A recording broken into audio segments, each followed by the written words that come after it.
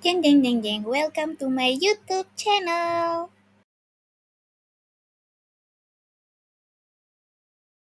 Pernahkah teman-teman mendorong mobil yang sedang mogok walaupun kita sudah melakukan berbagai macam gaya agar mobil dapat bergerak dan berpindah tempat?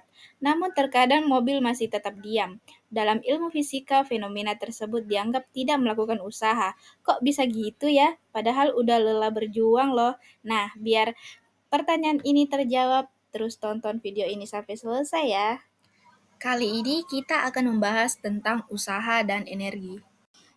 Kita mulai dari usaha. Tahukah teman-teman apa itu usaha? Dalam ilmu fisika, usaha diartikan sebagai gaya yang menyebabkan perpindahan pada suatu benda. Nah, itulah yang menyebabkan kita disebut tidak melakukan usaha pada kejadian di awal video ini. Karena mobil tidak berpindah. Jadi, sebesar apapun gaya yang kita berikan, jika tidak ada perpindahan sama aja kita nggak berusaha, atau usahanya sama dengan nol. Sekarang teman-teman jadi paham ya. Selanjutnya, kita akan membahas cara menentukan besar usaha pada beberapa kasus. Kasus yang pertama, kita akan menentukan usaha jika gaya yang bekerja searah dengan perpindahan. Misalnya, saat kita mendorong troli di minimarket, gaya yang dilakukan oleh tangan kita sejajar dan searah dengan perpindahan troli. Untuk peristiwa ini, usaha atau W sama dengan F kali S, dengan W adalah usaha, satuannya Joule. F adalah gaya yang bekerja pada benda dalam satuan Newton, dan S adalah perpindahan yang dialami benda yang satuannya meter. Kasus kedua, jika gaya yang bekerja membentuk sudut dengan arah perpindahan, contohnya saat kita memindahkan tumpukan buku dengan bak mobil-mobilan yang ada di lantai. Gaya yang dilakukan oleh tangan kita saat menarik bak mobil-mobilan akan membentuk sudut terhadap lantai. Maka, usaha atau W sama dengan F cos alpha dikali S, dengan alpha adalah sudut antara arah gaya dan arah perpindahan. Berikutnya, arah gaya yang bekerja tegak lurus dengan perpindahan. Misalnya, seorang porter mengangkat barang dari lantai dan memindahkannya ke suatu tempat secara horizontal. Maka, gaya yang dilakukan akan tegak lurus dengan arah perpindahan. Pada kasus ini, besar usaha atau W sama dengan F cos alpha dikali S karena antara gaya dan arah perpindahannya membentuk sudut 90 derajat dan cos 90 itu 0, maka W sama dengan 0. Lalu, bagaimana jika arah gaya yang bekerja berlawanan dengan arah perpindahan? Contohnya saat kita menggunakan treadmill, gaya yang dilakukan telapak kaki kita bergesekan dengan lintasan treadmill. Untuk kasus ini, kita masih menggunakan rumus yang sama yaitu W sama dengan F cos alpha dikali sin alpha. Besarnya 180 derajat. Cos 180 itu min 1, sehingga W sama dengan min Fs dikali S atau usaha akan bernilai negatif.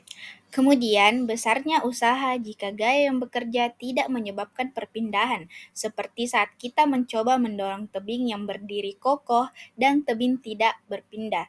Ingat ya, tadi kita udah bahas meskipun gaya yang kita berikan besar, namun jika gaya tersebut tidak menyebabkan perpindahan, maka kita dikatakan tidak berusaha, atau W sama dengan 0. Yang terakhir, menentukan usaha berdasarkan grafik F delta X. Penyelesaiannya sederhana saja teman-teman, kita cukup menghitung luas daerah di bawah grafik. Nah, itulah beberapa cara menentukan besarnya usaha. Semoga bisa dimengerti ya teman-teman.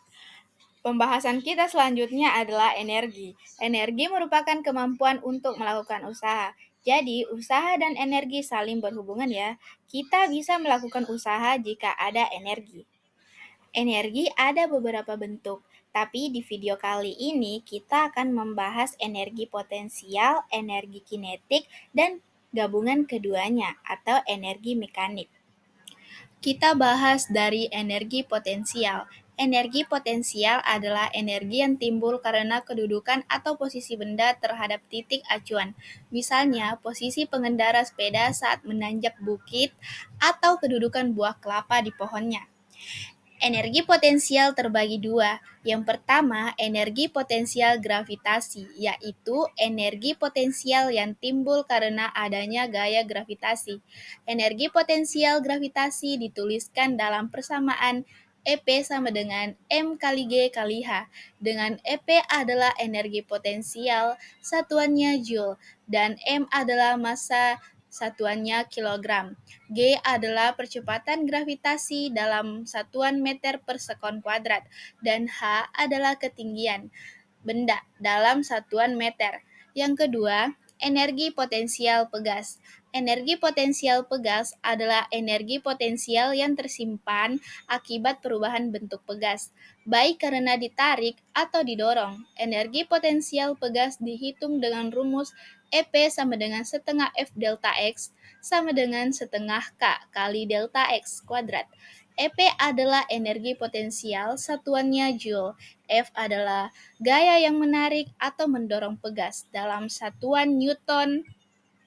K adalah konstanta pegas dalam satuan Newton per meter, dan delta X yang satuannya meter.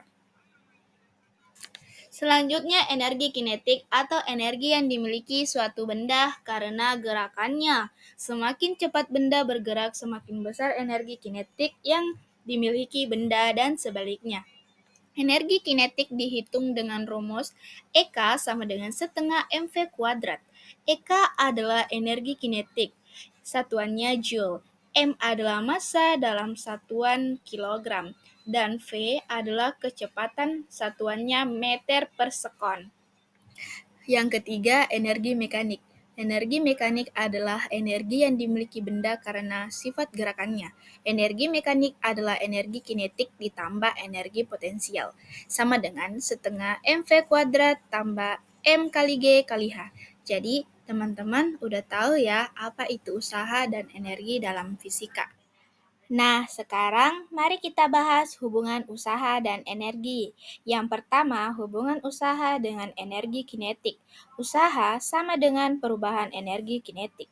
W sama dengan delta EK sama dengan EK 2 kurang EK 1. EK sama dengan setengah mv kuadrat. Jadi, W sama dengan setengah M dikali V2 kuadrat kurang V1 kuadrat. Yang kedua, hubungan usaha dan energi potensial. Usaha sama dengan perubahan energi potensial. WAB sama dengan delta EP sama dengan EPA kurang EPB. WAB sama dengan M kali G. HA dikurang HB. Dengan WAB adalah usaha yang dibutuhkan untuk memindahkan benda dari A ke B. Terakhir, kita bahas tentang hukum kekekalan energi mekanik. Jika tidak ada gaya luar yang bekerja pada sistem, jumlah energi potensial dan energi kinetik pada setiap titik adalah konstan. EM1 sama dengan EM2. EM1 sama dengan EK1 tambah EP1. Dan EM2 sama dengan EK2 tambah EP2. Setengah MV1 kuadrat ditambah M kali G kali H1 sama dengan setengah MV2 kuadrat ditambah M kali G kali H2. Kita perlu ingat, jika benda dilepas dengan kecepatan awal, artinya V0 sama dengan 0. Jika benda mencapai titik tertinggi, VT sama dengan 0. Dan jika benda jatuh di permukaan tanah, H sama dengan 0.